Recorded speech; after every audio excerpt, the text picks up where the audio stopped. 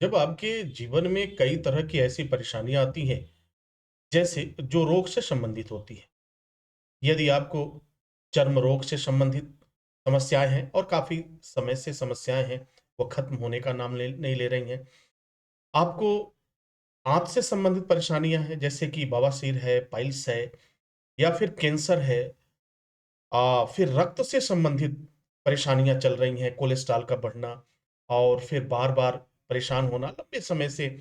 आप दवा खाते-खाते एक दवा का कारखाना बन चुके हैं, क्योंकि परिस्थितियां ऐसी होती हैं कि मजबूरी में आपको दवा खाना पड़ता है, आप भाग-भाग के जाते हैं, दवा खाते हैं।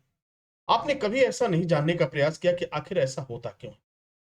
मेडिकल साइंस का और ज्योतिष का आपस में बहुत ही अद्वितीय संबंध है। जहाँ सब कुछ हर मेडिकल साइंस फेल हो जाता है, वहाँ हमारा अध्यात्म मार्ग दिखाता है, हमारा ज्योतिष मार्ग दिखाता है। अब अगर किसी भी व्यक्ति को देखो, अगर वह कैंसर से पीड़ित है, अगर वह रक्त से संबंधित परेशानियों से पीड़ित है, चर्म रोग से पीड़ित है, बवासीर से पीड़ित है, पाइल से पीड़ित है, तो फिर एक बात तय है कि उसके जीवन में, उसकी कुंडली में, जन्म कुंडली चाहे वो कोई भी हो, चाहे वो किसी भी धर्म का हो, किसी भी मजहब का हो, उस समय मंगल जो है, वह मंगल कष्टकारक भाव में। और जब-जब मंगल जो है आपको पीड़ा पहुँचाएगा, अशुभ स्थिति में रहेगा, आपको ये तमाम बीमारियाँ होंगी। आप मानो या ना मानो, वो तो आपकी प्रॉब्लम्स है, लेकिन ये सच है।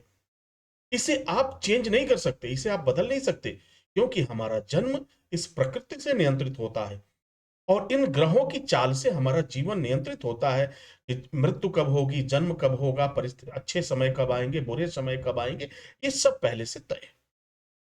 अब करें तो क्या करें? मंगल ग्रह आपको परेशान करना, आपको करना क्या चाहिए? देखो, जब भी मंगल ग्रह परेशान करे, तो पहला काम ज़रूर करो कि उस समय आप पानी की मात्रा अपने शरीर में बढ़ा दो और खाना की मात्रा कम कर दो। पानी की मात्रा बढ़ाने का मतलब क्या है? आप जब भी इस तरह की समस्याएँ होती हैं, तो आपके शरीर में जो जल की मात्रा होती है, वह कम हो जाती है और जब जल की मात्रा कम हो जाती है, तो जितनी भी चीज़ें आप खाते-पीते हैं, उनमें जो ज़हरीले तत्व होते हैं, वो आपके शरीर से निकल नहीं पाता।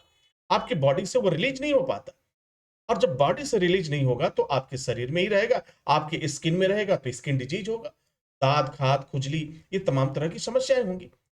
ये उसी समय होता है जब मंगल ग्रह की की शुरुआत हो जाती है और वो पीड़ा भाव में होता है, अशुभ संकेत देने लगता है, तब ये परिस्थिति होती है। तो आपको जो उपाय करना है, बहुत सरल उपाय करना है। पहला काम जो है, आपको क्या करना है? पहला काम करना है कि जल की मात्रा आप बढ़ा दीजिए। जिस भी व्यक्ति को इस तरह की समस्या हो रही हो, जिस भी व्यक्ति को, अगर आप नहीं समझ पाते हैं, आपकी कुंडली नहीं बनी है, फिर भी आपको चिंता की ज़रूरत नहीं है। अगर ये समस्याएँ आपके जीवन में हैं, तो उस समय आपको ये समझ लेना चाहिए कि आपके शरीर में विषाक्त पदार्थों की मात्रा अधिक हो गई है। तो विषाक्त पदार्थ निकलेगा कहीं कैसे? हमारा शरीर कोई भी विषाक्त पदार्थ जो है, अपने शरीर में नहीं रख सकता। वो उसे निकालेगा ही निकालेगा और उसका माध्यम होता है जल। तो जब तक जल की मात्रा अपने शरीर में आप नहीं बढ़ाएँगे, जल के सेवन को आप नहीं बढ़ाएँगे, तब तक वह विषाक्त पदार्थ नहीं निकलेगा और जब तक वह टॉक्सिन, जो ज़हरीले पदार्थ हैं, वो आपके शरीर से नहीं निकलेंगे, तब तक वह रोग आपको परेशान करेगा। तो पहला उपाय आपको ये करना है, जल का सेवन आप शुरू कर दीजिए, ठीक है? और कम से कम जो है, सप्ताह में 1 दिन तक पूर्ण उपवास रखें। ये 2 उपाय आपको करना है, जल की मात्रा आप बढ़ा दीजिए और सप्ताह में 1 दिन पूर्ण उपवास करना है। अब उपवास का मतलब क्या है? उपवास का मतलब सिर्फ़ आपको जल पे रहना है। आप नींबू पानी पीजो, ठीक है? आप नींबू पानी पियो, आप जो है जल सादा पी सकते हो। उसके साथ कुछ भी नहीं डालना, ना नमक डालना, ना चीनी डालना, ना कुछ भी नहीं, सादा पानी पियो। 1 दिन सप्ताह में ज़रूर करो। आप देखेंगे कि अगर आपने 5 सप्ताह तक ये कार्य किया, तो आपके रोग जो होंगे, वो लगभग 50% समाप्त हो जाएँगे। 50% रोग समाप्त हो जाएँगे। तो ये रोग की बात हो गई। अब ग्रह शांत कैसे होगा?